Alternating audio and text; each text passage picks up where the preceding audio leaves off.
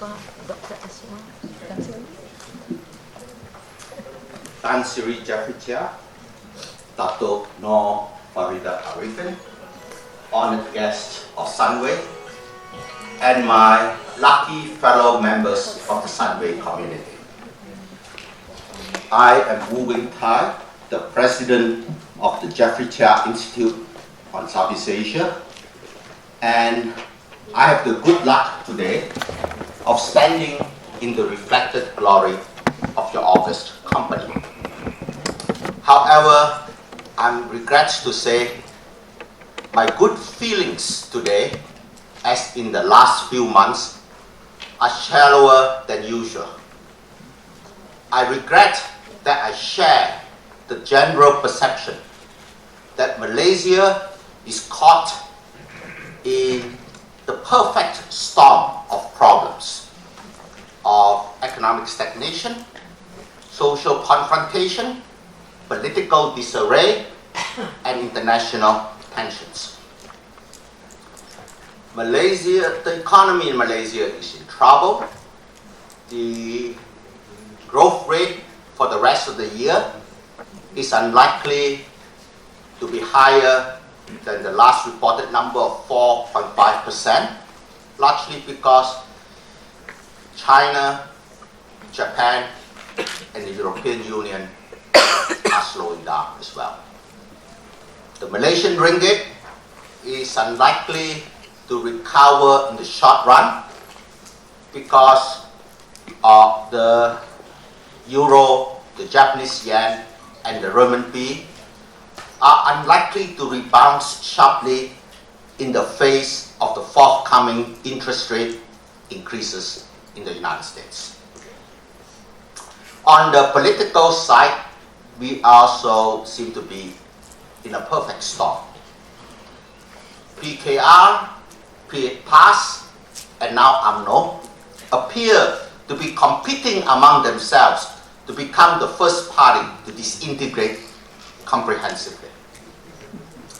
Socially, the perfect storm there would be at least of rising income inequality within every ethnic group and of rising religious fundamentalism. Malaysia, a country of 31 million, has more volunteers fighting in the Middle East for ISIS than Indonesia, which has a population of 256 million. Of course, we are also challenged internationally. We see the emergence of a new Cold War in the South China Sea, and we see an acceleration of global climate change. So when we talk about being in a perfect storm, it is instructive to remember the time that it happens in the 1930s. The different countries reacted in their own ways to get out of the perfect storm they were facing. The United States elected Franklin Roosevelt, who restored economic dynamism and social mobility. But on the other hand, King Victor Emmanuel III appointed Mussolini to power in 1922, and Germany elected Adolf Hitler in 1933. The lesson from the 1930s would be that when countries are in crisis, they could pull themselves together, undertake the necessary changes, and move on to the next developmental stage. Or the crisis would just give them the opportunity to screw up even more. It is in response to this lesson that the Sunway Group established the Jafritia Foundation to help strengthen the knowledge base in Malaysia that would ensure economic sustainability social inclusion, good governance, and harmony with nature. The Jeffrey Thye Institute is the latest CSR initiative of the Jeffrey Thye Institute on strengthening the knowledge base of Malaysia. The Jeffrey Thye Institute is a public policy think tank that is charged with a mission to galvanize and synthesize the most advanced ideas in the world to create solutions that are optimum for Malaysian circumstances.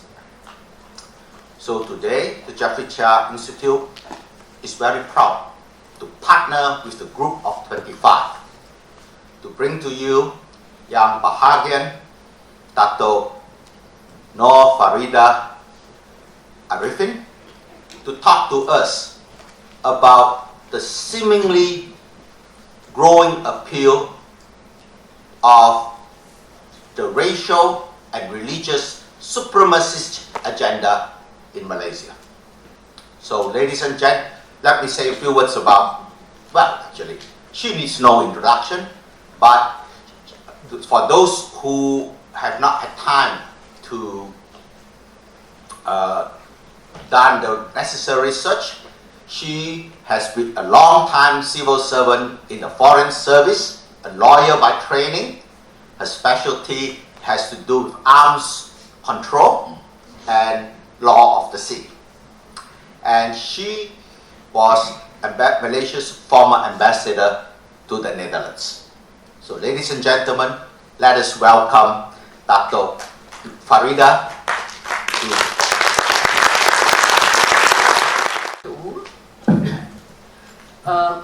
Tan Sri Jeffrey Thye, Tan Sri, Dato, Your Excellencies, ladies and gentlemen, good afternoon.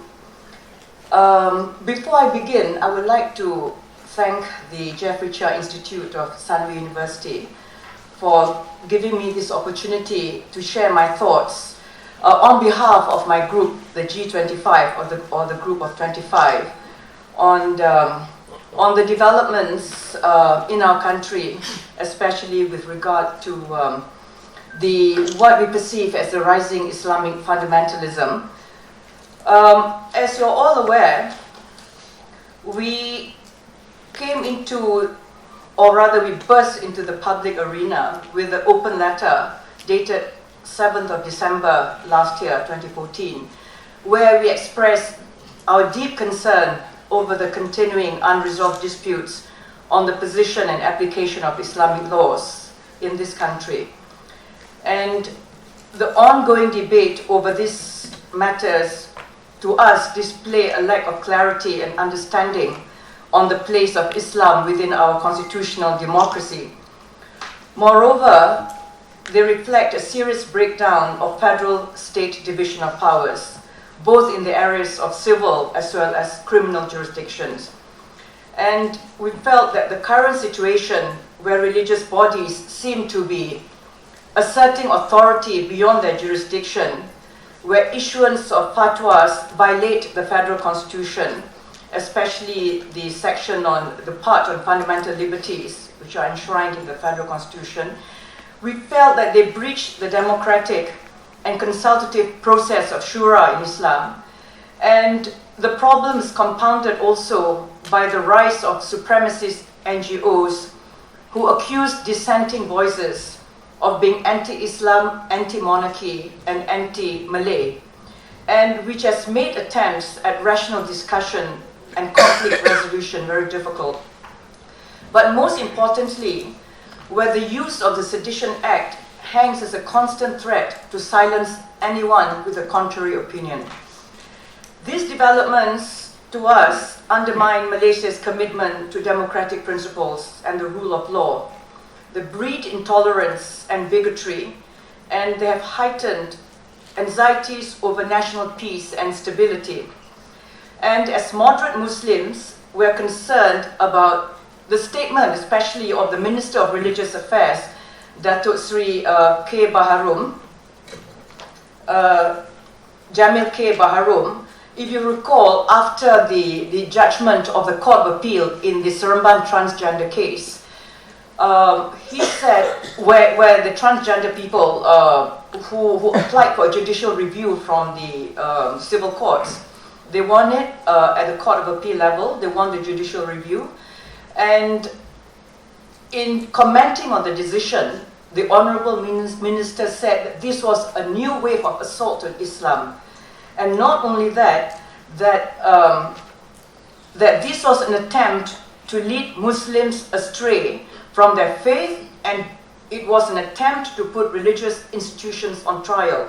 Obviously, and we pointed this out, the minister is totally unaware of the provisions of the Constitution, where Sharia law is a subordinate law, where under Article 4 of the Constitution, the federal Constitution is the supreme law of the land, and any law and all other laws, including Sharia law, are subordinate to the federal Constitution.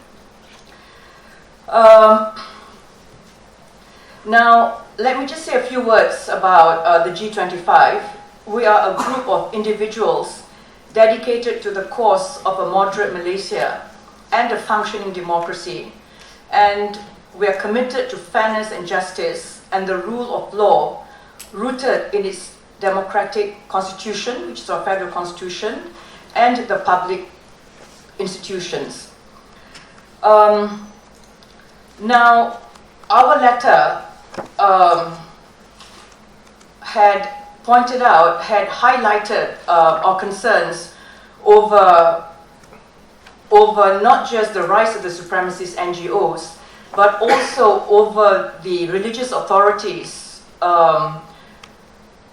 asserting authority beyond their jurisdiction. And this has happened over a number of years. Just to illustrate, we had the body snatching cases some years back, when, remember, the first one was over the body of Sergeant Muti, who was our Mount Everest climber. And when he died, the family was preparing his body for burial. And then, to their shock and horror, the Islamic authorities barged in and tried to claim the body. And in fact, they did take away the body because they claimed that he had converted to Islam prior to his death. And this was not an isolated case. Many other cases followed this. There were a few other cases over the years. And then we also had the occasion or the incident sometime last year where during a Hindu wedding, the Selangor Islamic Authority, JAIS, barged again into the wedding and attempted, or rather arrested the bride on the basis that she was a Muslim. And then we've got numerous cases, about 10 or 11 cases of unilateral conversion of minors and tug of war over the custody of children. This has happened where a marriage breaks down and the spouse, one of the spouses, and in most cases is the husband, in order to gain custody of the children, he goes to the Islamic authorities, tells them that he wants to convert, and the Islamic authorities, unfortunately, without further ado and without investigating whether or not he's genuine in wanting to convert, then converts him, and on top of that, gives him custody of the children. Now, this marriage took place, it's a non-Muslim marriage, and it took place under the Law Reform Marriage and Divorce Act of 1976. And the Sharia court under the Constitution has no jurisdiction over non-Muslims. And for the dissolution of a non-Muslim marriage, it can only be done under the Law Reform Marriage and Divorce Act. But in spite of that, the Sharia courts happily dissolve the marriage, which is totally in conflict with the civil law. And then, of course, we all know we're all familiar with the Allah issue, and the decision of the Court of Appeal, which denied the Catholic Herald magazine the right to use the word Allah. But what is of concern is that when the Herald appealed against the decision of the Court of Appeal, to the federal court, and of course, you have to apply for leave of appeal, because appeal to the federal court is not automatic. The supremacist groups, ISMA, Perkasa, Perkida, they all buzzed in hundreds of supporters to try and influence. That's the only way, that's the only conclusion that you can come to, where they had banners, they chanted all kinds of things, and well, they were appealing to the Court of Appeal to support, or rather to uphold the decision of they were appealing to the federal court to uphold the decision of the Court of Appeal, and made all kinds of racist and religious, through all kinds of racist and religious insults at the non-Muslims, and asserting that the word Allah should be monopolized and could only be used by Muslims. Of course, we all know that the federal court did not allow the Herald to, did not grant the leave to appeal, so the decision of the Court of Appeal remains on the statute book, remains and is binding on all of us. Now, the irony is, of course, the word Allah in some state national anthems, and they're also on police badges where we have the words Allah Muhammad. Are non-Muslims not supposed, do they have to take out these badges? And are they supposed to review some of the state national anthems and take out the word Allah? Or are non-Muslims not supposed to sing these national anthems? These are the things that they have not taken into account when they protested against the use of the word Allah by non-Muslims. But the irony, of course, is that the Christians in Sabah, Sarawak have been using the word Allah for aeons. So this decision apparently does not apply to them. So they are free to use the word Allah in the church services and so on. But not in the peninsula, even though after the decision, Idris Jalla went on record to say that they are free to use the word Allah in church services, except the Herald could not use the word Allah. It's all terribly confusing.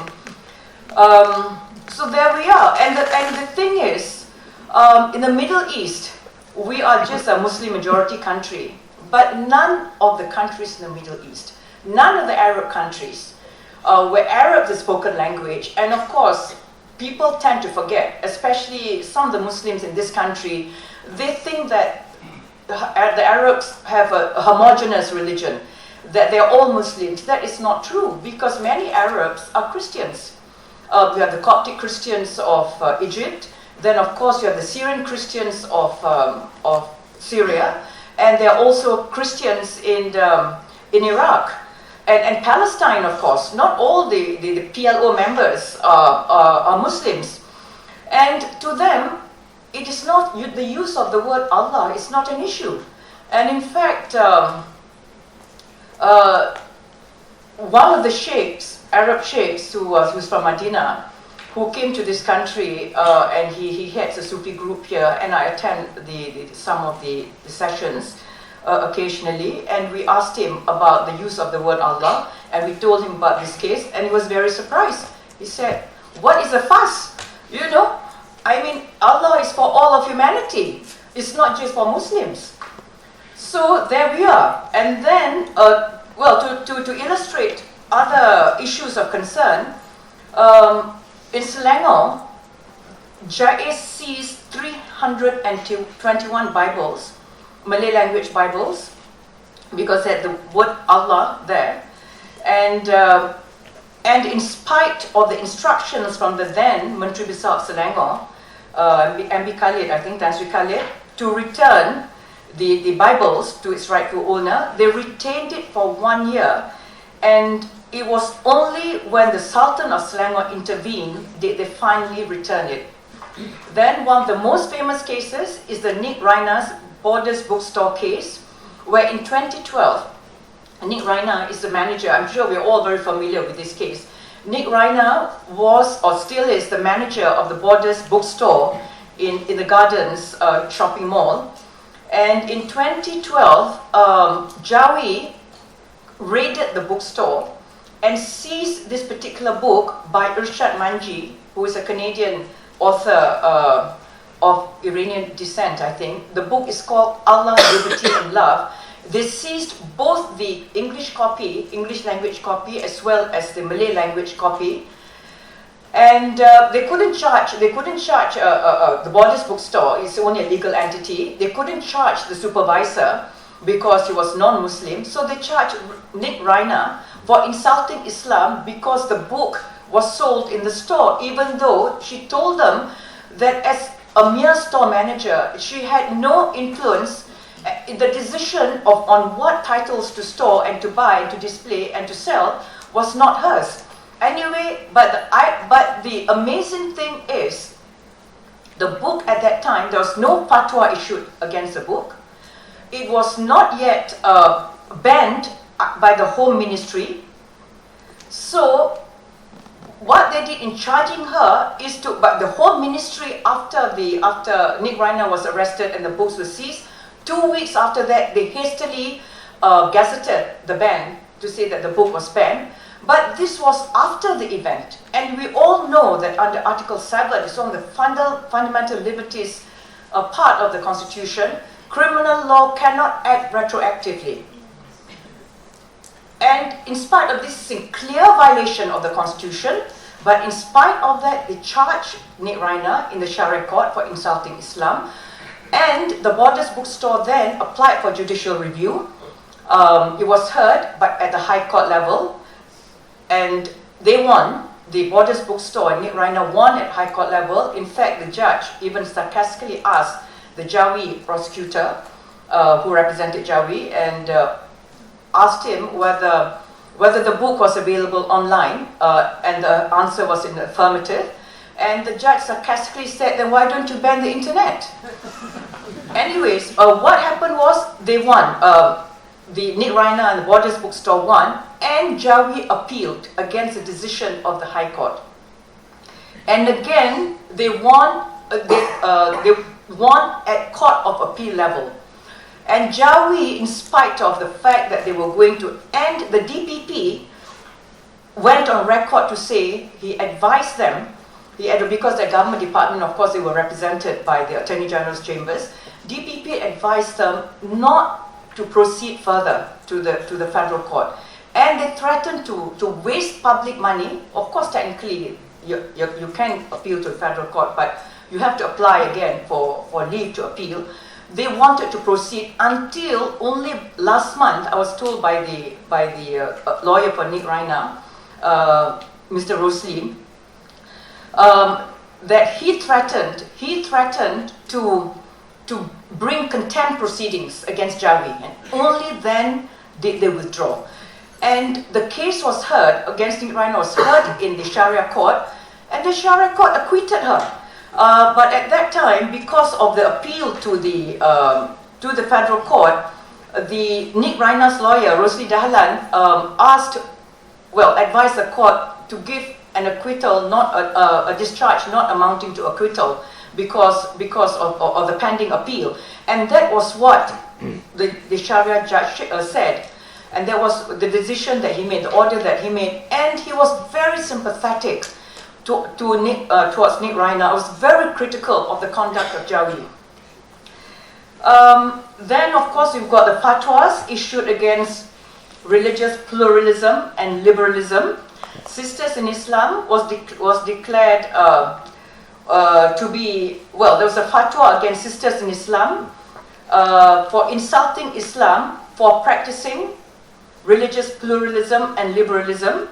And in fact, we were told that the legal officer of sisters was one day just browsing on the Jai's website, and to her horror, she found that the fatwa was there against them. They were never informed. There was no written notification to sisters that there was a fatwa against them.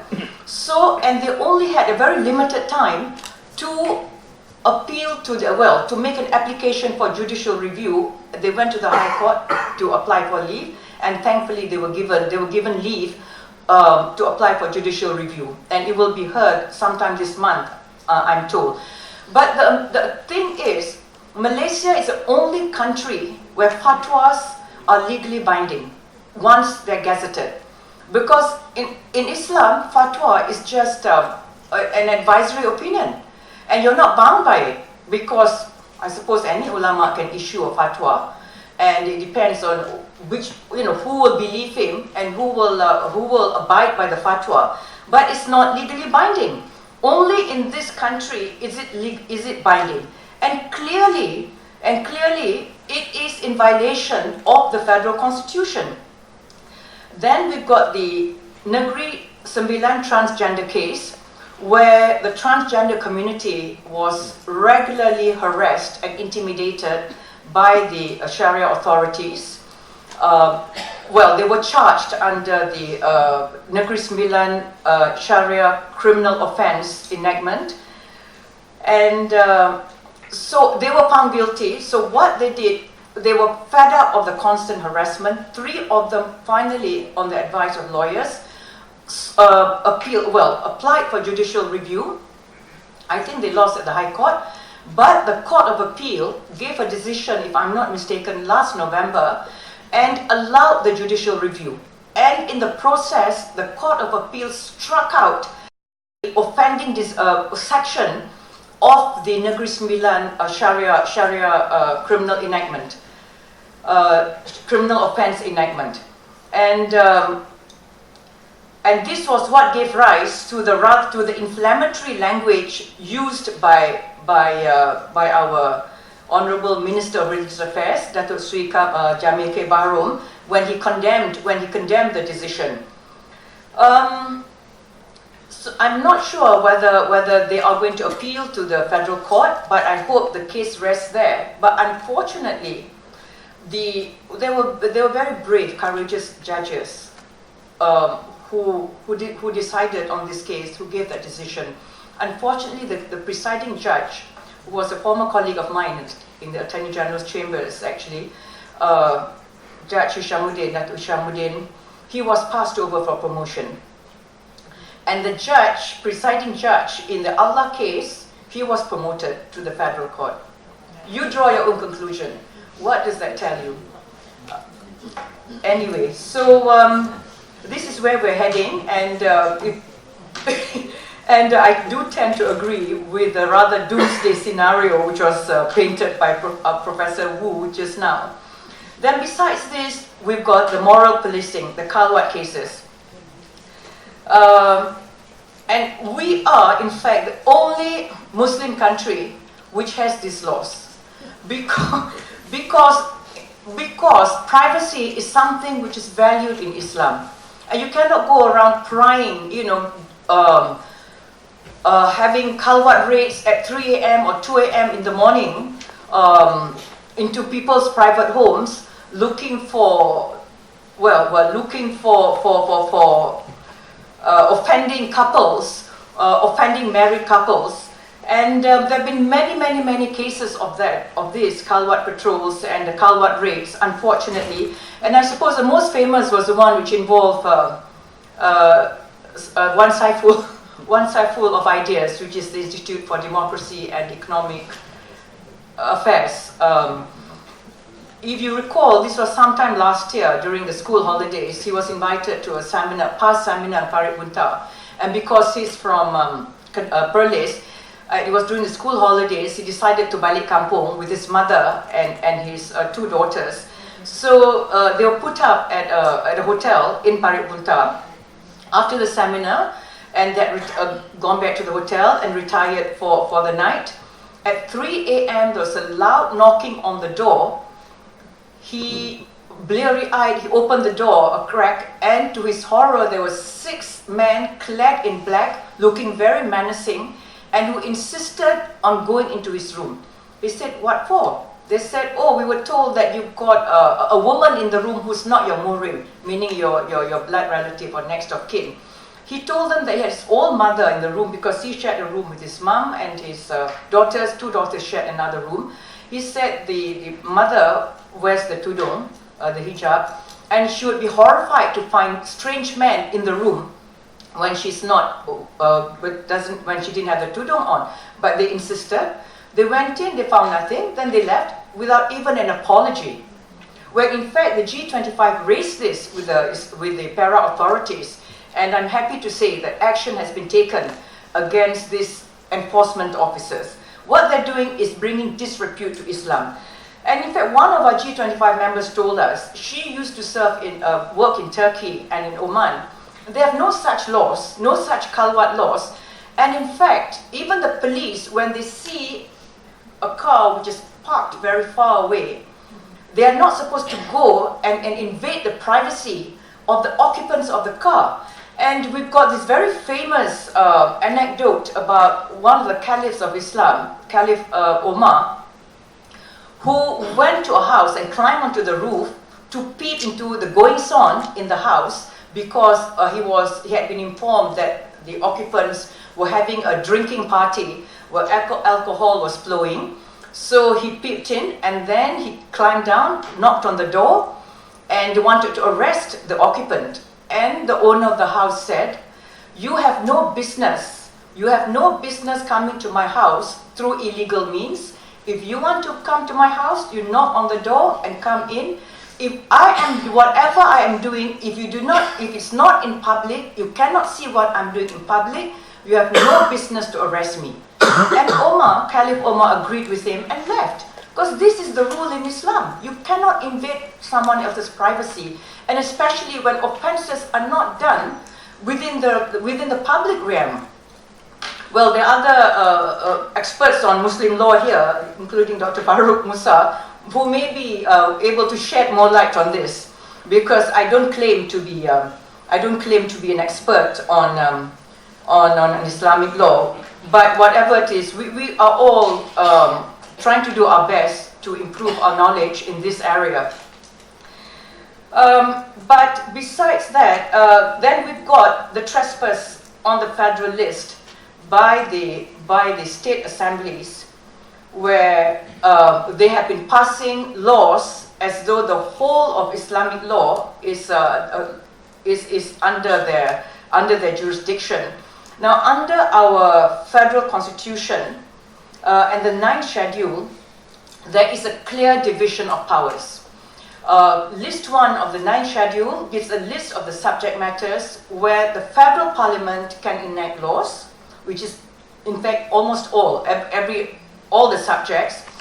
And this list 2 lists out the subject matters where the state assemblies can enact laws, and this includes Sharia laws. And for Sharia law and list 2, states can only legislate for Sharia law only on 25 personal law matters. Plus, also, there is a provision which says that they can create, but very limited power, create and punish offences against the precepts of Islam. And I think this is the provision under which they have enacted the Kalwat laws. But the way that but provided they can do that, provided the crimes are not in the federal list or covered by federal law. And but in reality, the state assemblies are passing laws as if the entire field of Islam is within their jurisdiction. And they are totally ignoring the federal and state division of powers. For example, the State Assembly of Kelantan has passed a hudud law. They passed it in November 1993, if I'm not mistaken. And again, but of course they couldn't implement it because Tun Mahathir was our PM at that time, was totally against the implementation of hudud. So they were not able, but this time they passed it in March this year, 2015. And in order to implement hudud, there are some very serious legal obstacles which they have to overcome.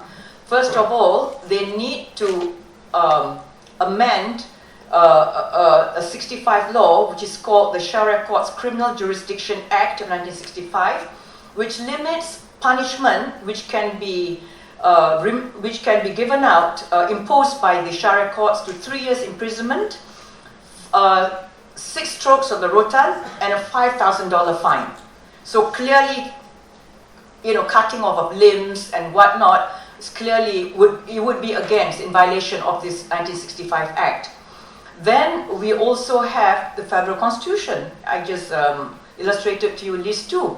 List 2 does not give them the right, to pass the hudud law and to implement laws such as hudud and the hudud punishments. So they will have to, so what they did was, they were trying to table two private members' bills. One was to amend the 65 Act. Second is to amend the Federal Constitution. To amend the 65 Act, they only require a simple majority. But to amend the Federal Constitution, they of course require a 2/3 majority. We've done our maths. There are a total of 222 members of parliament. Out of this, only 126 are Muslims. Even assuming that all Muslim MPs are going to vote for the bill, for the two bills, they still fall short of the 2/3 majority. And in fact, some of the UMNO Muslim MPs and all of the opposition Muslim MPs have already declared that they will not vote for the private members' bills. And Sarawak has already declared not a single of the MPs, both Muslim and non-Muslims, will vote for the bills. And similarly, a similar declaration was also made by Sabah.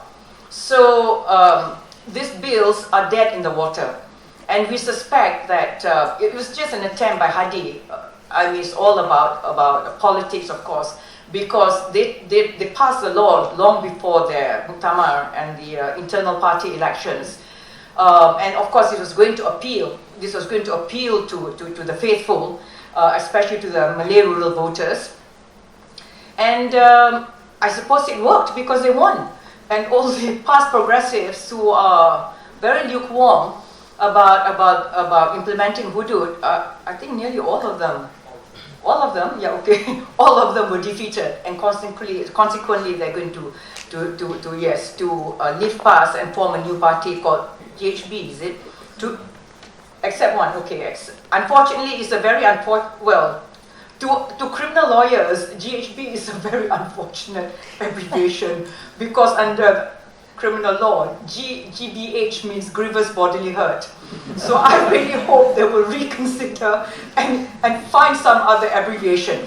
But the point is, whether or not hudud is eventually implemented, what it has done, it has created divisions within Muslim society. And it's not just the people in the rural areas, because what they've done is, past of course have been promoting hudud all these years, and UMNO's also doing likewise, unfortunately, because Islam has been so politicized, and they even formed a joint committee, I believe, to look into the implementation of hudud. I don't know whether that is still on or it's died a natural death. But the point is, the saddest thing is it has created divisions, because it's not just the rural people in the rural areas, but there are many Muslim professionals. Even within my own extended families, we already have this cafe debate. They're all saying, if you don't believe in hudud, you're a non-Muslim, to that extent. And that is the saddest thing. Is this what we want? What has been happening with this rising Islamization is created racial and religious polarization. But beyond that, it's also creating polarization within the Muslim community. And I do hope the government will have the wisdom to look into this and address the problem. Coming back to the Federalist, of course, they passed the hudud laws in Kelantan. Then they also have laws on homosexuality, which is already covered by the penal code. Then they have laws on betting, lotteries, which are also laws passed by Parliament, and HIV testing. Now, the violation of fundamental rights. Now, challenge to a fatwa is a crime under the Islamic laws, under the Sharia laws. No matter how respectfully one questions the fatwa, the place or how learned the challenge, it is still an offense under the Sharia law. Then freedom of speech in the Constitution is disregarded, because of course under Article 10 we've got, we're assured of freedom of speech, expression, and freedom of assembly. Then we also have, as I said, the Sharia courts again have no jurisdiction over non-Muslims, but Sharia courts are happily dissolving non-Muslim marriages in those child conversion and custody cases, which I mentioned before. And it is very difficult indeed to reconcile such judicial practices with the command of Allah in the Holy Quran. If you look at the Surah Al-Ma'idah, Surah 5:9, let me just quote to you, "O you who believe, stand out firmly for God as witnesses to fair dealing, and let not the hatred of others make you swerve to wrong and depart from justice. Be just, that is next to piety, and fear God, for God is well acquainted with all that you do."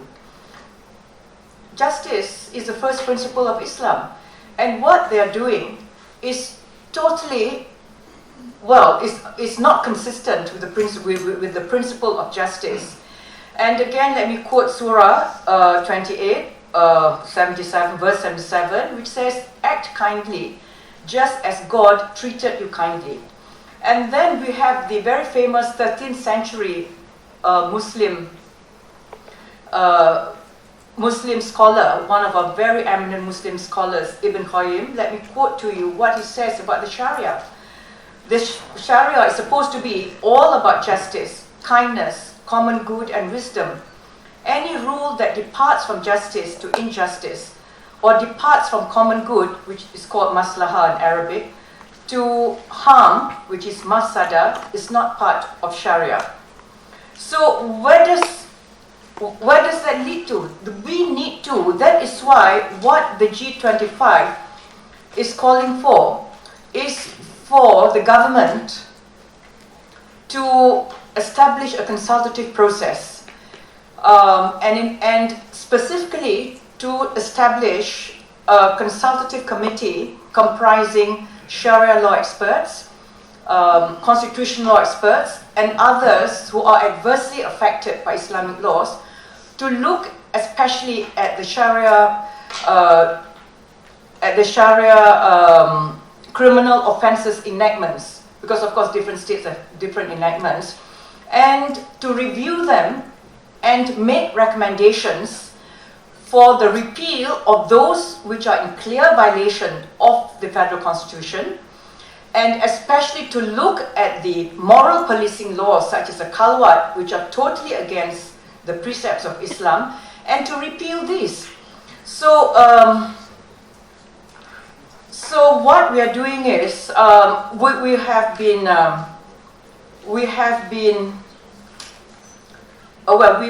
saw the Prime Minister earlier this year and broached this idea.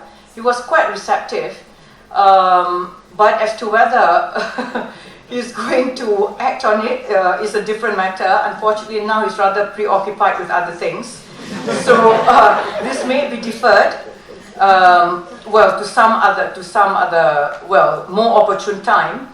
But we've got Plan A, which is for the Prime Minister to set up the committee, consultative committee. Plan B is for the Conference of Rulers to set up, because of course it's under their jurisdiction. Islam is under the jurisdiction of the sultans in their own states.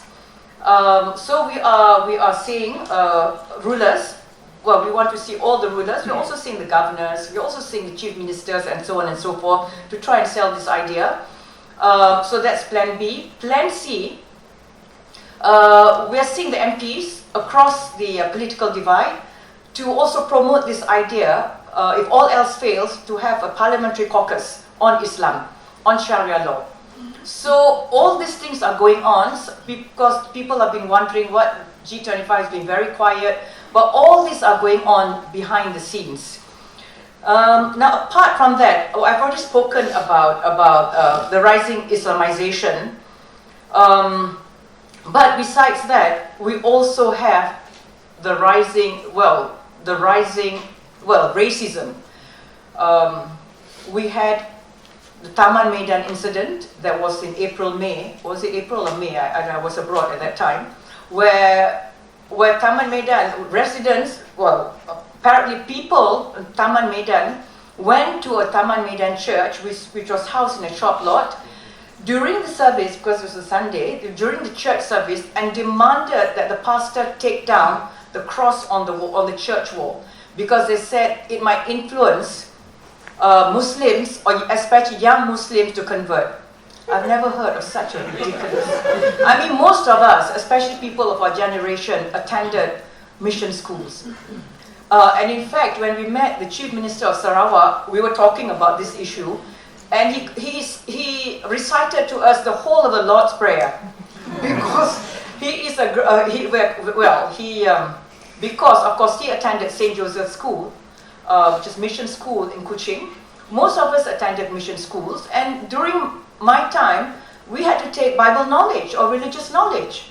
And, well, none of us converted to Christianity in spite of that. I've not heard of any Muslims who did that. You know, well, what is good is that in a multiracial, multi-religious society, that we should know about each other's cultures and about each other's religions.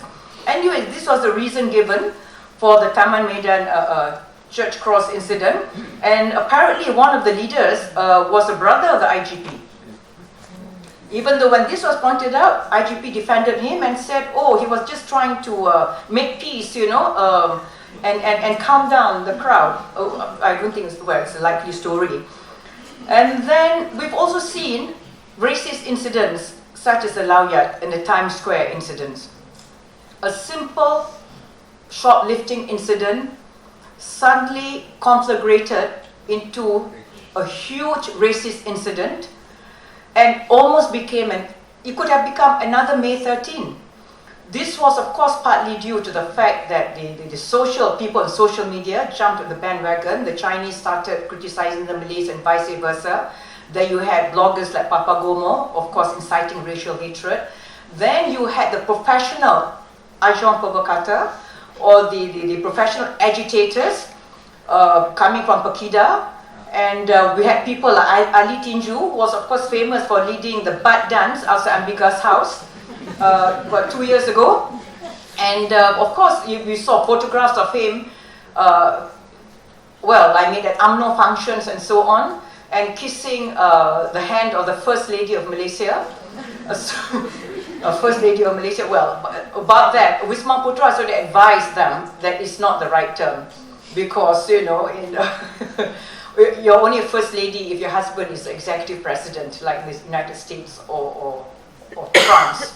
But the Prime Minister's wife, especially when we have a monarch and a queen, cannot be, you know, called the First Lady. Anyway, that's just a digression. Anyway, so we had all this incitement of racial hatred. And fortunately, the police stepped in and arrested them and calmed down the situation, which easily could have escalated and turned nasty.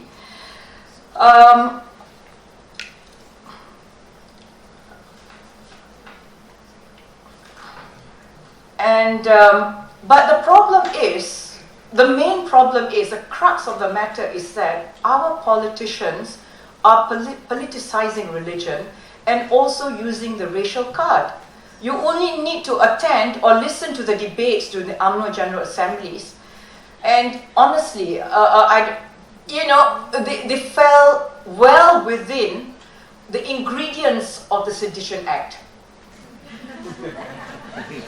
But it's just that I suppose it was not a public place. If they had, made similar comments, similar speeches in a public place, they could very well have been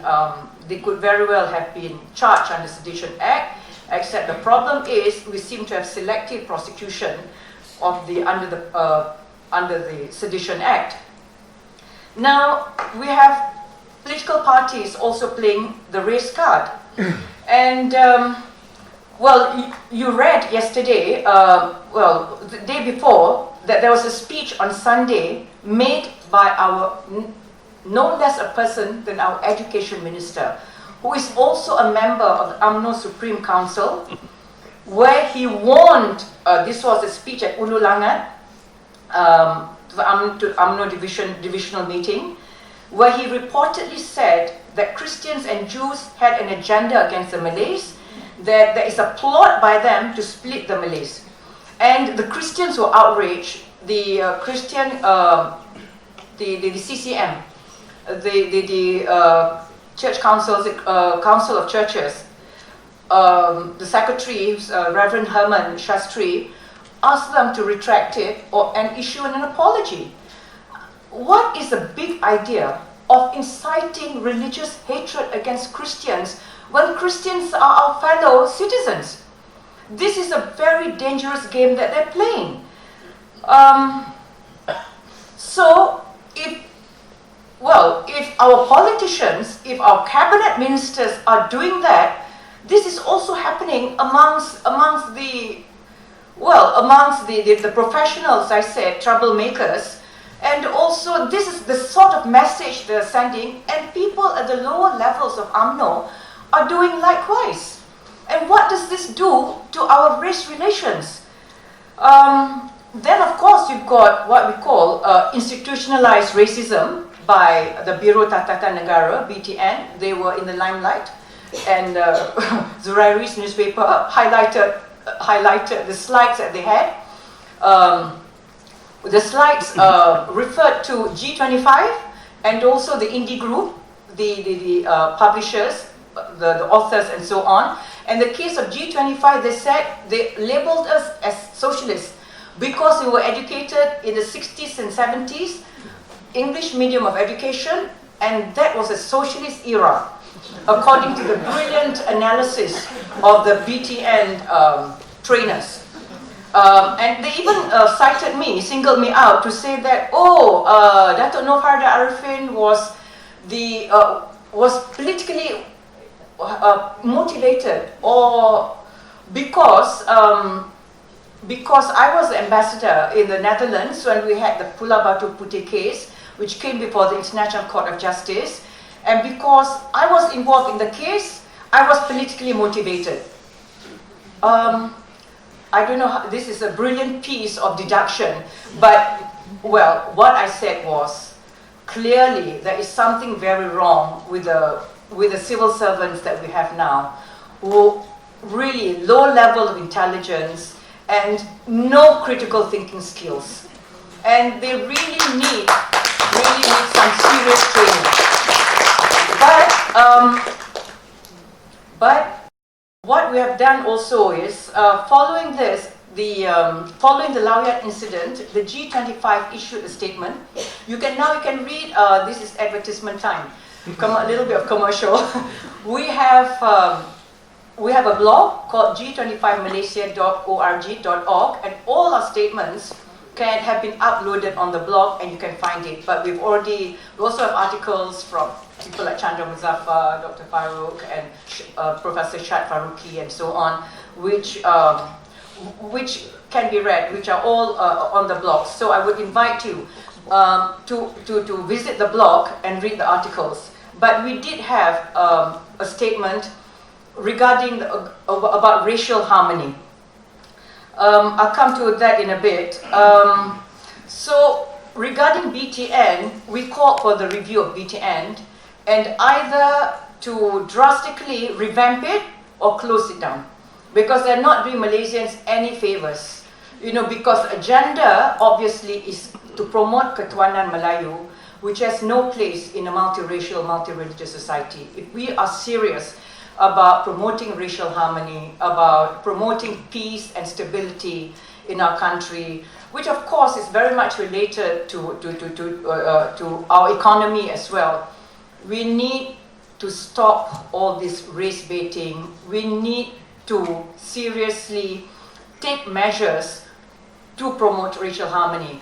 And in fact, the NUCC, which is the National Consultative Council on the help me out, will you? National unity, yeah. Sorry? On national unity. Yeah, on national unity. They've come up with a 9-point plan to promote national harmony, including enactment of harmony laws and so on. Right, now, well, besides that, let me get back also to, again, to the Islamization, because we've had a lot of criticism. When our open letter was issued, we had tremendous support from many, many thinking Malaysians. Over 100 NGOs, professors emeritus, Chinese guilds especially, came out in support.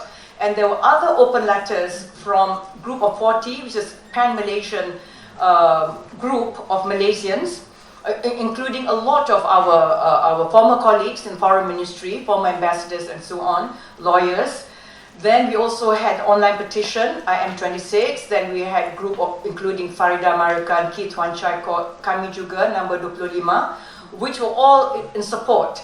But there was another open letter by a group of Malay professionals, including our famous Mufti Tan Sri Harusani, who was part of this group of 32, if I'm not mistaken, was a beautiful, and Sulaiman Abdullah, my good friend, and a fellow lawyer, and his wife Mehrun, who are really dear friends of mine, but we differ considerably on the Islamization issue. It was a beautifully crafted letter, very polite. They agreed with us that currently federal constitution is the supreme law of the land, but they said what they want to be done is for the federal constitution to be amended, to be replaced as Sharia law, as the supreme law of the land, because we're a Muslim country. They didn't say anything about what will happen to non-Muslims if that is the case. They say, oh, we will look after the welfare of non-Muslims. Very magnanimous of them. So, but they are not alone. These are professors emeritus, professors of nuclear physics. That's what I meant when I said, these are probably the supporters of Hudud. And this is where you see the divisions amongst the Muslims. But what they want, of course, is to replace the federal constitution with Sharia. And what will happen? Let me just tell you what will happen. The result is, we have already seen where Sharia law is the supreme law in countries like Saudi Arabia, like Iran, where you will have the religious elite. They will oversee the enactment of all laws. Like in Iran, they have a guardian council, which plays this role. Every law passed by parliament, who are elected members, who are elected by the electorate, but still these people are non-elected. They will see whether or not they're in compliance with Sharia, their version of Sharia. I can tell you different Muslim countries have different versions of Sharia, so we don't know what is Sharia. So the best thing is to have a secular constitution. Anyway, this happened to us with the Domestic Violence Act 1994, where Aegis Chambers had drafted the act, the bill, at that time, with the incorporated and in consultation with women's groups, and once they had already the draft and it was already a bill ready to be tabled by Parliament, they were summoned by JAKIM, which is a federal Islamic Development Department, which is a very rich department. I'm not sure about the legality, of its establishment. Well, that is the subject of probably another lecture. But they're very, very rich because, I was told that the budget for this year is 780,000 ringgit. Last year was 800,000 something. And all they could come up with is guidelines on entertainers and how Muslims should dress and how sports people should dress. Including they also gave an opinion on how our Farah Hadi, remember our gymnast, should dress. Not in leotards, but probably in baju kurung and so on. To do all the, the gymnastic acrobatics. Anyway, so what happened? So it was submitted to them by the Aegis Chambers, the Domestic Violence Bill, and they sat on it for 2 years. Then they returned it to Aegis Chambers without any amendments. What was that for? Was it a show of power? So the moral of the story is, this is just one simple example. Let the religious departments stay out from lawmaking. because clearly is again in violation of the Federal Constitution. Only Parliament, with its elected members and of course the Senate, have the power to pass laws, to enact laws, and of course once the laws get the royal assent, then it becomes law, and then it will be enforced or implemented once the laws are gazetted. There is no role for any Islamic department to play, unless of course you're talking about Sharia law.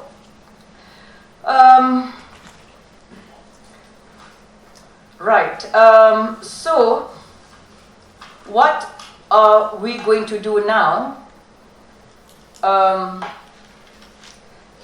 What we are seeing is that, unfortunately, in the West, Islam has been hijacked by all the extremist groups like ISIS, Al-Qaeda, Boko Haram, you name it, Al-Shabaab, and so on and so forth, promoting terrorism, killing people who do not agree with them, killing non-Muslims, killing Shias, and so on and so forth. Now, Muslims are known as terrorists abroad. In Malaysia, Islam is similarly being hijacked by Islamists who control the religious bureaucracy. And well, there are many theories as to why this has happened. And people have observed that probably it's because of the infiltration of the Wahhabis, fueled by the petrodollars, promoted by the Saudis, who are in collusion. Saudi royal family, of course, were the absolute rulers of Saudi Arabia, who are in collusion with the Wahhabi clergy, and they are promoting Wahhabism across the world. Not just here, but also in the West. And don't forget that in Pakistan, where the standard of education is abysmal, where only the rich can afford to send their children to good schools, and the poor are left by the wayside, the Wahhabis have filled the gap by creating the madrasa schools, where the children of the poor are looked after from womb to tomb, but they are subjected to, they're brainwashed with Wahhabi ideology, and the result is you've got the Talibans. Talibans mean students in Arabic, and they are the product of Wahhabi madrasas. And what is frightening, we hear that a lot of our mosques have been infiltrated. Some people, some members of our Malay political parties have similarly been infiltrated, and that could be one of the reasons why you have this conservatism, amongst a growing number of Muslims in this country. In fact, we were told that the G25, our stand on moderation, we probably might have only 30%, we might have support amongst only 30% of Malay Muslims. Probably 70% are against us. And that is the frightening thing. But the irony of ironies, with the rising or with the so-called revivalism of Islam, which started from the late 70s, and early 80s, probably after the Islamic Revolution in Iran, and he was also helped on his feet by Anwar, because I remember when I joined the civil service, early 70s, nobody wore the tudung, or even in the late 70s, suddenly you have people in universities, and it swept across. Well, now it's become part of fashion, of course, but because of the stand of our ulamas that it's mandatory, even though, and people in Malaysia, Muslims don't read, period. They're not curious. Even though, you can open the internet, there's so many good progressive Islamic scholars who have websites, but many Muslims are not proficient in English language, so they don't have access, unfortunately. And most of these websites in English language, so they don't have access to different opinions. So this is what is happening. And of course, we also have, unfortunately, the lack of scholarship amongst many of our religious scholars. And also, and these are the people who are promoting this very conservative brand of Islam, and who are influencing Muslims across the board. And our ulama, the preachers, the muftis, officials in our religious institutions, unfortunately there is this apparent lack of scholarship. And we were told by professors, who are, professors of Islamic law in very prestigious institutions, that when they invite people like Jakim and all that to conferences, well, they may come, but they don't take part, and there is no interaction. They don't engage. And many of them are also from Middle Eastern universities, so they bring with them also the culture. A lot of it is culture and not religion. From Middle Eastern countries, and which can hardly be described also as bastions of democracy. I mean, let's face it. Then, of course, I've already mentioned the emergence of racist, religious NGOs spewing hatred with their strident rhetoric and accusing non-Muslims, Muslims who don't agree with them as being anti-monarchist, anti-Islam and anti-Malay and so on. But the government is not doing anything to restrain these NGOs or the religious bureaucracy. Religion, as I mentioned, government is politicizing religion for its own political ends.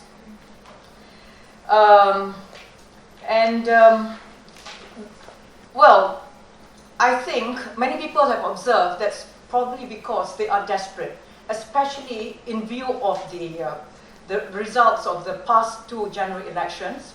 2008, they lost a 2/3 majority. This was made worse in the recent elections, 2013, where not only did they lose their 2/3 majority, but they also lost a popular vote. Apparently, BN parties only won 47% of the popular vote, and the opposition parties won 51%. And they know that probably in the coming elections, the non-Malays will not vote for them. The non-Malays will not vote. Urban Malays similarly have abandoned them. So the thing is to focus on the rural Malays, who they perceive as being religious, and in order to do that, of course they are doing it in competition. Well, they are fishing for votes in competition with PAS, because it's basically the PAS constituents. So in order to appeal to the Muslim rural vote, they've got to out-Islamize PAS. So they have to appear to be more Islamic than PAS. Now, that is the saddest thing. And they don't care about what happens to the country. What are the repercussions of doing so? That you are worsening the race and religious divide. You are risking the country collapsing, from more and more laureates, which may end up in another May 13. So the only thing we can do is, what can we, as the silent majority, do? What the G25 are doing is that we've already told you what we are doing, but we want to link up, and we are linking up with civil society organizations, the CSOs, and we are trying to work with the people of Sabah and Sarawak to get their support, because the Muslims are in a minority there, and in Sabah, Sarawak, they have no time for Islamic extremism. In fact, the chief minister of Sarawak told us that, he banned Ibrahim Ali from entering Sarawak, and also Ridwanti, who is more Catholic than the Pope and more Islamist, more Muslim than Muslims. And he said what they've done is created a cordon sanitaire around Sarawak to ban all these undesirable elements from Sarawak. So we have also expanded our areas of concern. After the issuance of the open letter, our focus was mainly on the Islamists and to counter the work of the rising Islamization and the conservatism and so on. But now we've expanded our areas of concern to important national issues such as good governance, rule of law, and strengthening democratic institutions. And we have issued statements on all of these issues. Now we have a few suggestions to counter and to address the racial polarization, and we are suggesting that the government, we are supporting Dato Sri Nazir Razak, and in fact Rafizi has also made a similar recommendation, I believe. Enact anti-racism laws, ban racist and hate speeches, review the BTN, I've already mentioned that, either revamp it or close it down, introduce compulsory, in place of BTN, community action service in secondary schools curriculum, with mandatory number of hours required for each student to pass the SPM. And government should revive and expand the Vision School initiative and encourage interracial interaction by striving to have a better mix of students as well as teachers of all races in national schools. Because right now what is happening, formerly when English was the medium of instruction, the enrollment in schools was multiracial. Then when they changed it to Malay as a medium of instruction, I mean, we have no quarrel with that. That is our national language. And we should uphold and promote our national language. But at the same time, we should be pragmatic and recognize the fact that English is international language, and we need to be proficient and enhance the proficiency of our students in English. But the problem is now the national schools are perceived as Ugama schools, because you have all these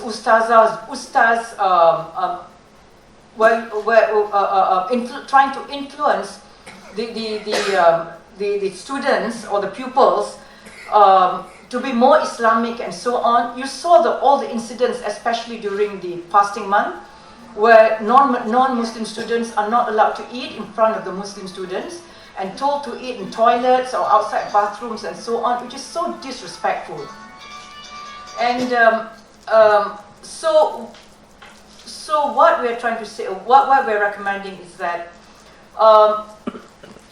we need to monitor, especially we have to encourage, we need to sanction and impose penalties on teachers and school administrators who practice racist acts in their schools, and encourage schools to instill a culture of racial harmony, give awards or other forms of recognition for schools which introduce innovative programs that result in favorable environment of cultural and religious understanding and tolerance.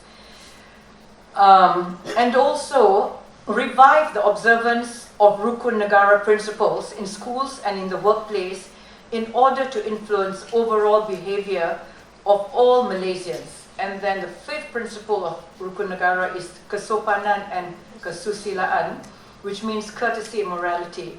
This is relevant in fostering racial harmony and respect for multicultural sensitivities. And we should also ban the use of words which are insulting to the different races, such as pendatang, paria, and so on. And we should make racist attitudes in schools, the civil service, and other government institutions unacceptable. For example, the recent furor about the dress code incidents, where the personal values of these government servants, personal values of these public officials influence their actions. And government should impose sanctions against such behavior. So these are just a few of our recommendations. And with regard to our recommendations regarding the consultative, the review of Islamic laws and so on, we feel that as Muslims, the G25, we want Islamic law, even more than civil law, to meet the highest standards of justice, precisely because it claims to reflect divine justice. Therefore, those who act in the name of Islam through the administration of Islamic law must bear the responsibility of demonstrating that justice is not only done, but must be seen to be done. Thank you very much. Thank you very much, Prof. Dato, I want to pay you a tribute for a brilliant lecture.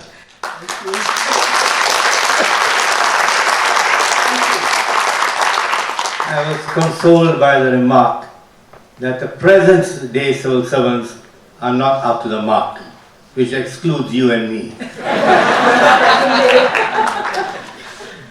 Now, I was struck by the point you made when you pointed out that you think, or you were told, that only about 30% of the Muslim population in this country would subscribe to the great views of the G25. Now, if I were to correlate it and suggest that perhaps the majority of Muslims, not as high as 70% maybe, but strong majority, might support Sharia law over civil law. If that is the case, then where do we go from here? Because we are a democracy and we have to reflect the views of the majority.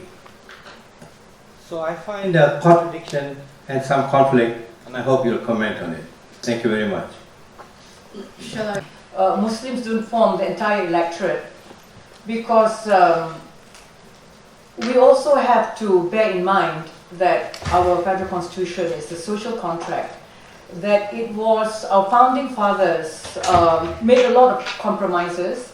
Our founding fathers, like Tunku Abdul Rahman and his colleagues from the MCA, Tun Tan Cheng Lock, and also at that time Colonel H.S. Lee, plus Tun Razak, Tun Ismail, and others, they were the ones who negotiated for independence, and together with the representatives of the Council of Rulers, together with the British representatives of the British government, they were the ones who negotiated for independence.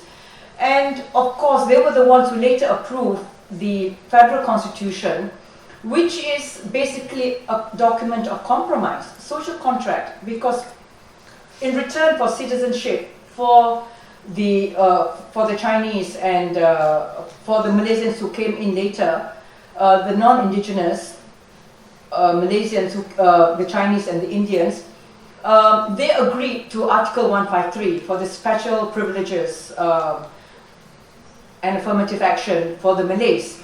But we cannot now jettison this, the federal constitution, which has made provision for all Malaysians, regardless of race, culture, religion. And in fact, if you read one of the articles by Dr. Chandra Muzaffar, he said there is nothing un-Islamic about the federal constitution, because in essence it's a very Islamic, well, we even say Islamic, it promotes universal values, which are also Islamic values. It promotes human rights, the rights of the individuals, fundamental liberties, and it does not prohibit or prevent any person, Muslims, from practicing their religion, or any other followers of other religions, even though Article 3 of the Federal Constitution says that Islam is the religion of the Federation, but other religions can be practiced in peace and harmony in any other part of the Federation. So there is nothing to preclude Malaysians, Muslims, and so on from practicing their faith. So why would we want to give up the federal constitution? If you do that, you'll have to have a referendum. But I hope we will not come to that. I hope our government, from the time of Merdeka, from the time of independence, have always subscribed to moderation. And it has always been, the Barisan Nasional anyway, which has governed us for the for the 60 over years since we've gained independence.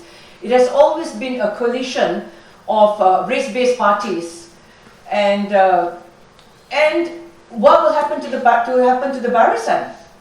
And my feeling is, if there is any move on the part of Peninsular Muslims or Malays to replace the federal constitution of Sharia you're going to see the secession of East Malaysia. Mark my words. I think we're serious about that. You talk to any. And Muslims in Sarawak, Muslims only form 20% of the population.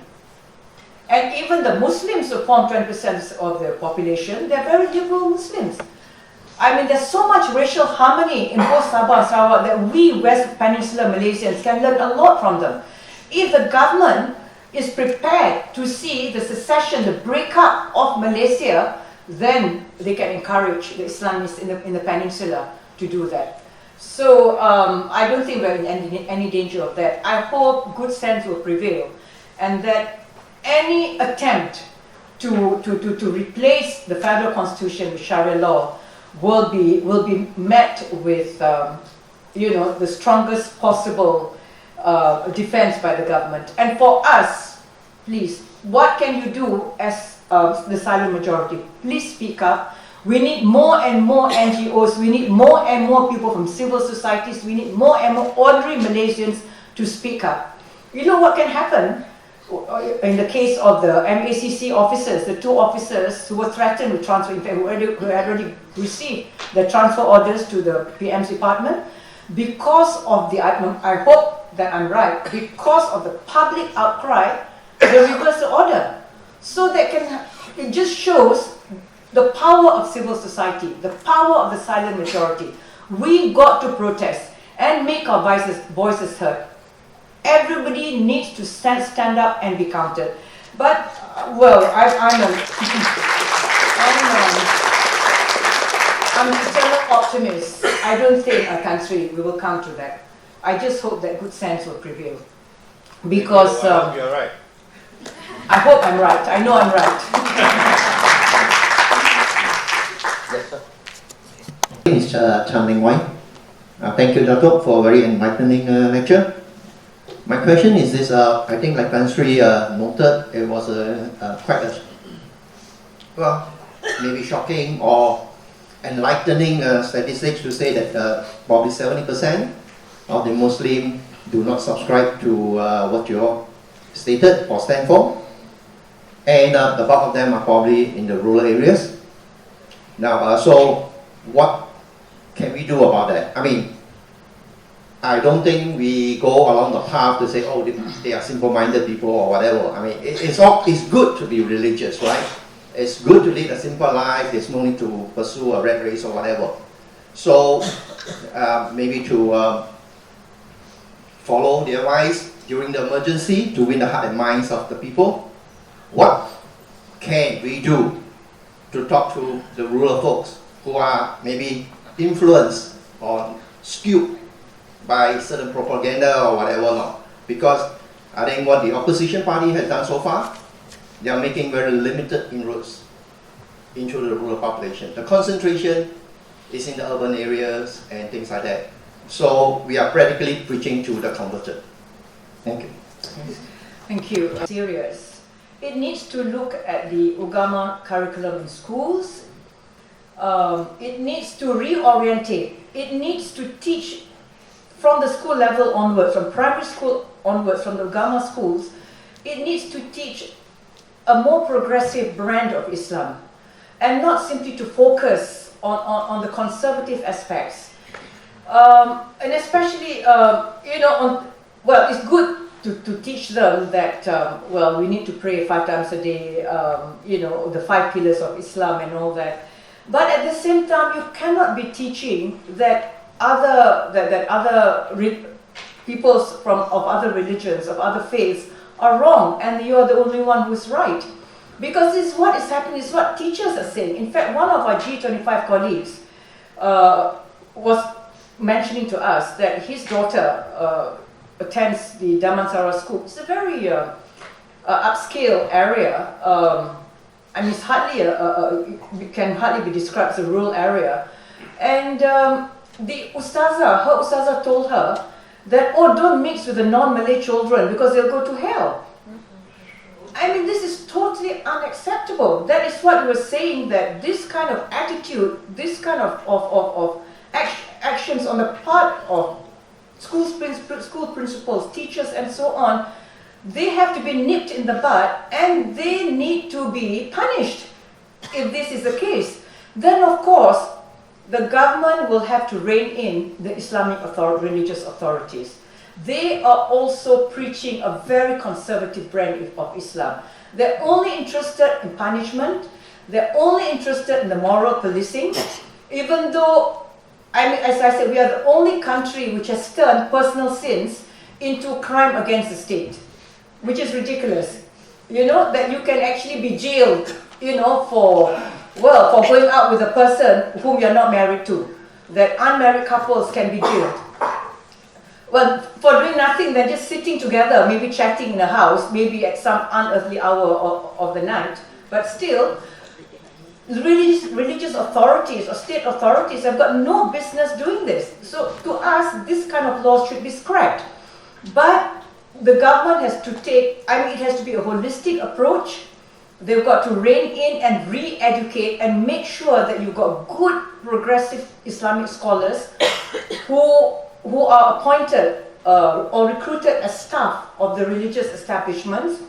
And then, of course, the TV, because they are the ones who are promoting or propagating all these very conservative teachings. TV3, all the government-owned TV channels, you must make sure that ustaz, the conservative ustaz, are banned, you know, from giving all this, from participating in TV programs, and that you got to monitor them, and you got to screen them. If the government is serious about addressing this problem, all these things can be done. So we need to impress upon all our MPs, our Wakil Rakyat, that they need to tell this we need to also send petitions or whatever to the government that this is the only way to address the growing Islamization and growing conservatism. It has to start from the schools. Interesting talk. I'm a member, I'm Tan Siok Chu, and I'm a signatory of the group of G40. I have 3 issues to raise. First, I just wonder whether the government has a grip on the Islamic schools. Now, when I was a full-time employee of ISIS Malaysia, not the terrorist group, ISIS Malaysia. It's the good ISIS, not evil people. You know, we were charged with doing the master plan for the teaching of English, for using English to teach science and maths. I remember ISIS, the then chairman of ISIS, Tan Sri Nordin's stupefaction, when he found that the Ministry of Education had no grip on the number of Islamic schools in the country. There were 3 sets of figures, one from Jakim, one from the state Islamic schools, state Islamic bureaus, okay, and one from the Ministry of Education. And the numbers were so disparate, they were totally irreconcilable. So I pointed out to Tan Sri, if you don't even know the number of schools, Muslim schools teaching Islam, do you know who are the teachers? Do you know what is the curriculum? And is there anyone regulating all 3 sets of Islamic schools by 3 different institutions? Okay. Number 2, the problem I think is that history is not properly taught in Malaysian schools. The knowledge of how independence was secured, you know, through a multiracial consensus, and that it was only secured because the Alliance Party demonstrated all 3 parties would work together. Now that point is lost among today's young. They are unaware of that. Okay? And they are unaware, and I remember I was actually very angry. You know the film 1957, that was filmed, that was conceived and filmed to celebrate Malaysia's 50th anniversary. There was no mention made of the fact that all the film emphasized on was that the non-Malays, specifically the Chinese and my grandfather, conceded to the right, Malay special rights. But there was no mention that it was a reciprocal bargain, that in return for that, my grandfather conceded that point only because Malays and UMNO conceded the Youth Solai, which allows citizenship by birth. And this was a tremendous concession, because prior to that, 75% of the Chinese in this country were disqualified from being citizens. But with Youth Solai, that barrier was removed. Okay? Now, and the other thing that I find very disturbing is that museums in this country have become almost totally Islamic. The classic example is a museum in my home state, Malacca. There's a museum called Museum Kemerdekaan. They've changed the name to something else. And in the process of changing the name, all the contributions of the non-Muslim leaders have been removed. All the museum now focuses on is the contributions of UMNO and the Malays, which are undoubtedly very significant, but only focus on that. So if you go to the museum, there's no mention of anybody else's contribution to independence. And nobody, although I've written about it, nobody's made any comment or the government's not reacting. And thirdly, I would like to ask this question. Perhaps we are focusing far too much on hudud, although it is a very important issue. I tend to ask, is the creeping Islamization, is that not a greater challenge for us? Because it is very much under the radar, and it's usually on very minor issues. But collectively, it does mean something. So you see all the creeping instances of non-Malays going to the hospitals or government departments, being required to wear Muslim dress. You know, the fact that in Perak they want non-married couples to sit apart, you know, to focus on how gymnasts like Farah are dressed. I mean, all that collectively is very, very minor. And we cannot be protesting every single minor incident that happens. But collectively and over time, when you add it up, the impact will be far greater than if Hudud would pass. So I think I would just wonder, are we not focusing on the wrong thing? That perhaps what we need to do is to sensitize Malaysian society to this creeping Islamization, which I see as a far bigger threat to Hudud. Thank you. Thank you. Daughter of Tun Tan Cheng Lock was one of the, whose grandfather, Tun Tan Cheng Lock, who together with Tunku Abraman was made up the representatives, the Malaysian representatives who negotiated for independence with the British. And of course, she's the daughter also, Tun Tan Siew Sin, who was our first leader of the MCA and our first finance minister. Yes, you're right, so true. That's precisely what I've been saying all this time. The creeping Islamization and all the instances in the illustrations that I've been given. And in fact, our recommendation is that because the Malays, both rural and as well as semi-urban and urban Malays, have been influenced by the Jakims, by the Ustaz, especially by the Kampung Ustaz and whatnot. And what they're doing is to quietly incite, whilst propagating and promoting Islam, which is all very well, but they're also inciting hatred against the other races and people of other faiths.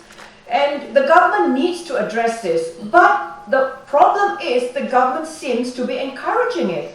I mean, when the whole country was agog with the 1MDB problem, and with some people see that the country is in turmoil, in Perak, was it one of our youngsters here, went to Ipoh, went to see a film, and saw this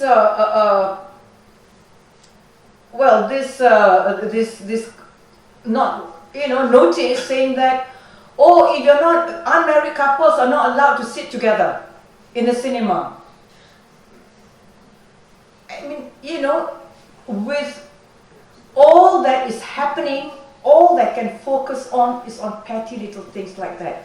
But you're right, this simply is a manifestation of the creeping Islamization, where we focus on petty things, on personal sins, but the biggest irony that I have found with the so-called Islamic revivalism, we have also witnessed rampant endemic corruption in this country, especially amongst the politicians. Corruption in high places and across the board, and most of the perpetrators are Muslims. Because if you're talking about corruption amongst government officers, well, more than 80% of government officers are Muslims, and across the board. Whether you want to get a contract, you know, to build this or that, you got to pay. Whether you want to, well, at least not yet, to get a hospital bed, you don't have to pay yet, unlike some other countries. But even in some schools, if you want to go to good schools, apparently you have to pay the principals. This is what is going on. You go to Bandaraya, you apply for a license, they want you to pay, and it's across the board, and it's endemic.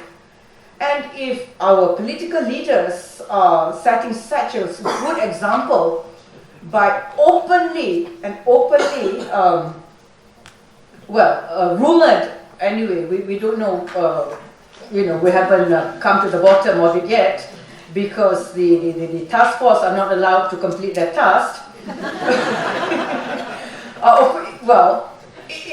So the perception is that they're already guilty. And especially when you stop the members of the task force, you stop the AG, you sack the AG, you arrest the DPP, you arrest the secretary of the task force, you arrest one of the advisory members of the task force, you launch a smear campaign against the governor of Bangalore, who's also a member of the task force, and then you threaten to transfer 2 members of the task force. What conclusion can the public come to? That somebody out there does not want the task force to complete its job. Now, but the thing is, it has resonated with the members of the public. You know, it's bad enough when you use the Sedition Act against NGOs, against civil society members, against opposition, when you arrest them. But when you start arresting government servants who are trying to perform their duties as mandated by law, then there is something else. And I don't think, and then we have no the checks and balances. The public institutions have been destroyed. And it is incumbent upon all of us to make sure that we do something about rebuilding, put in the checks and balances, and rebuild our public institutions. In fact, G25 is coming up with a statement. So please keep an eye on our blog. We should have it by next week, hopefully. Sorry for the advertisement. No. Sure. You'll be the third one. But let's have two questions at the same time, because we must finish 5:30. You shouldn't have stayed away for so long, Farida, but it's good to have you back and fighting again. Thank you. Okay. Now, it's really been quite insidious, this march to supremacy, this Islamization. And what I noticed was that they have brought it on par with our civil courts. Even the whole building complex, you find the Sharia court has been promoted to within the same place. And sometimes they are a little bit more prominent in certain states than the other courts. So they look equal to our high courts. And that is a perception to the public that they are quite powerful. And I don't know whether that is relevant to help you in your cause. The other thing, of course, I also find the Allah issue a very silly issue, because we've been brought up with this saying like, what's in a name, any other thing, and this and that, what's in a name. And incidentally, I don't know that I understand that Allah is actually originally a Hindu goddess, not even God. That was the original name for a Hindu goddess, Allah. So that's kind of silly to go on arguing about that name. The other thing is, in our constitution, really, the sultans are the head of Islam. And so I don't know what's the position or value of Jais, etc., vis-a-vis the sultans, because they are the head of the state, And maybe a timely reminder to our sultans about the Shah of Iran and the Ayatollahs that replaced him. So I don't know how far the comparison goes, but we have to remember the peacock throne and the ayatollahs that came in and the mess that was made in that region of the world, and we simply don't want this region to go down that path. I think it would be very sad to see that, Now, the rising racism and the rural Malays, the 30% that you said. 70. 30% that are with you and 70 that are not with us. I really see those numbers going to be exceeding by leaps and bounds. Our original social contract in this country was Malay, Indian, Chinese. I think these are the three communities that really fought for independence. But now we have seen sort of a broadening of the base, and we have this idea of 1.5 million Bangladeshis going to be coming in as, I don't know whether we need inverted commas for that, but we have had this issue about people coming in to vote on dubious identifications. So maybe that's another issue you have to look at to stem this flow of radicalization, Islamization, and whatnot that is troubling us in this country so very much. So definitely you're right, we have to start in the schools, and you have to get them young. You have to change the school systems over here. That is absolutely the right direction and movement. Thank you. I hope I am hopeful. Ms. Lindsay, I have two matters that I would like to comment on. Because what you say, as you said earlier, you are preaching to the converted. What we need is action. So I would like to make two suggestions. One, people have been accusing the Group 25 as elitists. I think you should make it inclusive. What you should do is, it's very easy to say, well, all you silent majorities stand up. But they won't stand up. Or if they stand up, they say nothing. What you should do is to marshal a coalition of 1 million. Yeah, I'm serious. Get 1 million people behind you, and then every time you talk, people won't say, oh, this 25, they are elitists, they are the intellectual Malays, and things like that. I think you need to marshal. That's one. Second one, the final solution has to be devoid of politics. At least the first step. Devoid of politics. That means you have to take governance away from politics. I agree with you. You are right in approaching the Prime Minister and the government on all the issues. But if you want to get action done, we all know we have been public servants. When you talk with politicians, they talk with a forked tongue. Right? All of them like that. Nothing happens. So what you should do is bring your issues to the three wise men. The civil service. All the instances you refer to are under the purview of the civil service. Right? The three wise men. Chief Secretary, say head of PSD, and the Secretary General Treasury. The three wise men, they control the civil service. I think you should immediately have a dialogue with them and get them to do all the departments under them, not to do what they're not supposed to do. Right? So these two suggestions, I think you need to get something done. And what is most important goes back to my first suggestion, that you have to marshal people so that every time you speak, you have at least 1 million people behind you. We will support you. Though I'm Wei, originally from Kelantan. The last 32 years I've been in KL. I'm turning 50 this year. I'm disclosing some numbers just to give some context of where I come from. I cherish those times when I was in Kelantan, when I was young. My parents, they actually operate a sundry shop, then they later on developed into this wholesale shop. Just one quick observation and one question. Those days, we could actually invite a lot of friends to have meals together and all this. And in fact, many of the Muslims, they actually regard all the rest as brothers. So therefore we have the kind of friendliness there. We experience that. And in fact, my parents, they like to do business with Muslim. Those who actually wear the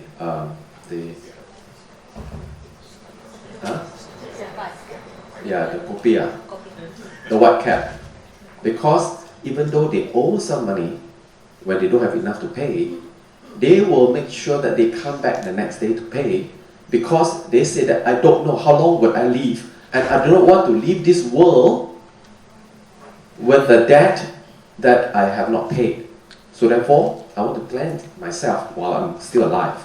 So that was really the wonderful time. As I left the state, and also noticed that in the 80s until now, government and also some of the quasi-government institutions that either collect zakat or the government institution have been sending a lot of our students overseas to studies, and large number of them ended up in Middle East. They study in the field of religious studies and also Sharia law. In fact, I met some of those students. They said they were in Egypt, they were in Jordan to study the Islamic law.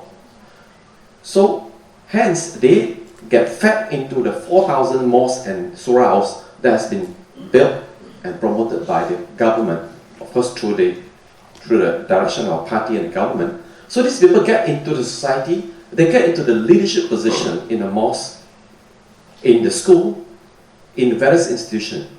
And because they've been conditioned and trained in that environment, so therefore they have actually given that new sense of their interpretation based on what they have experienced, but they are all quite different. So therefore we have all the different understanding and interpretation as well. But then they keep on holding to certain belief. And the worst thing is this, they also carry with them the culture and sometimes the habit and practices which may not be so wholesome. For example, many at a time we find that they may preach some hatred as well. So my question is this, would there be a need to set up some kind of, not just a code of conduct, but some rules governing what could be said and what couldn't be said in the religious organization, even in mosques and churches and all this, and in temples and whatever, so that we don't cross the boundary, even within the religious institution. And secondly, how do we make sure that, every week when there's a sermon, it is actually done with the best intention, whereby people feel that this is part of Malaysia, this is not part of Middle East. So what are those things that can be done in order to remold the students who actually come back from Middle East so that they fit into Malaysia? Yeah, thank you. We're going to get 1 million members. But regarding the 3 wise men, Tan Sri, we've just seen how they acted. I think it was 2 of the wise men who issued that transfer order to the MACC. Unfortunately, under the present government, the civil service has been totally emasculated. We have a former JPA, Director General among our G25, and he's present here. And and he will tell you how vastly different it was during his time and how different it is now. So we need to bring back, we need to rebuild our institutions. Yes, we need to go back to the good old days. Both, the civil service as well as what was practiced in Kelantan and virtually the whole of Malaysia at that time. There's so much tolerance, racial tolerance. Yeah, but regarding your suggestion, I agree, that's what we said. We need to have a racism, anti-racism act, anti-hate speech act. Any hate speeches, whether it's given in the form of sermons or that they're made outside, it should be unacceptable. And if people insist on making those hate speeches, they can be charged under the law. Because the UK has passed such a law, and we can emulate it. We can look at what the law actually contains and recommend to the government to pass a similar law. But and of course, if you're going to influence, as I said, you need to start influencing them from the schools, and then also the mosques need to be very closely monitored. And Siok Chu had said about the Islamic schools, but now I think they are being monitored by the Education Ministry because their curriculum also has to be standardized. So it's not as though they can go on a frolic of their own and simply teach whatever. But the point is, even the mainstream teaching is very conservative. And the government must have the political will to make sure that the curriculum in schools reflect a more progressive brand of Islam, and also the lectures and the khutbahs and the whatever, the programs, religious programs over TV also teaches or propagates a more progressive brand of Islam, and not about hating this and not preaching hatred and not focusing just on punishment and focusing on personal sins and so on. Yeah, thank you. Thank you, Dato Farida. Before we finish, I'd like to invite Tan Sri Jeffrey Chia to the stage to present Dato Farida memento. Oh,